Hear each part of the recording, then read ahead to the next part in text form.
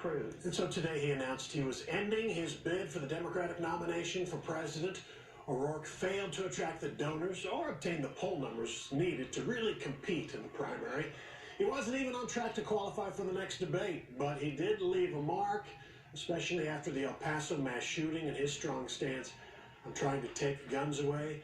Fox 4's Stephen Dial is now in with a reaction to the announcement. Stephen. Beto O'Rourke gained national attention after falling short in that U.S. Senate race, but all of that momentum came to a halt on the national stage. Despite dropping out of the race, some say he still could be a possible running mate for the Democratic nominee.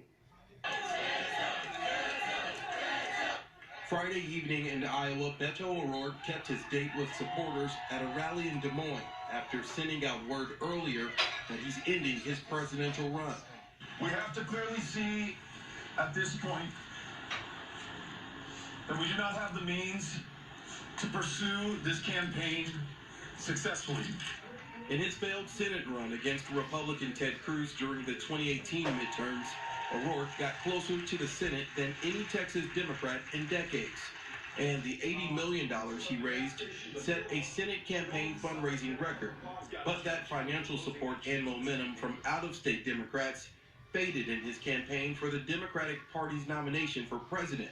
No matter what his message, he never polled higher than low single digits. Once Beto O'Rourke started running for president, he got a lot closer scrutiny than he had gotten running for Senate. O'Rourke temporarily suspended his campaign after the deadly mass shooting in his hometown of El Paso.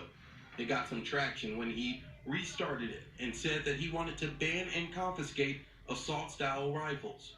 Those who own AR-15s will understand that surrendering those weapons is in the best interests of our fellow Americans. Matthew Wilson is a political science professor at SMU.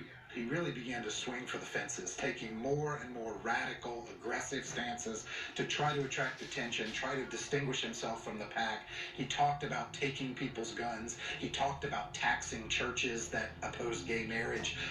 Those are pretty out there stances, but they were attempts to play to the really liberal elements of the Democratic base.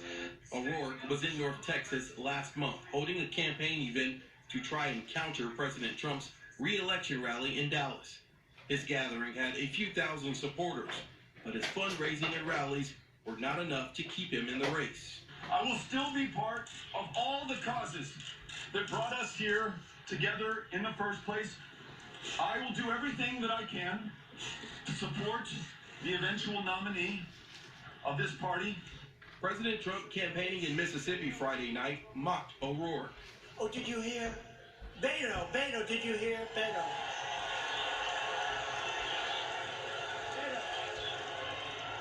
Oh, that poor pathetic guy. He came out of Texas, a very hot political property, and he went back as cold as you can be. While O'Rourke's presidential run is over, Wilson says it may not be the end for O'Rourke as a possible VP pick. Particularly if it's a woman or a person of color, they might look to Beto O'Rourke as a kind of ticket balancing and a way to try to make inroads into Texas. Now, multiple Democratic candidates tweeted about the news today, saying O'Rourke helped bring to the forefront what they say is a gun issue in our country. Steve.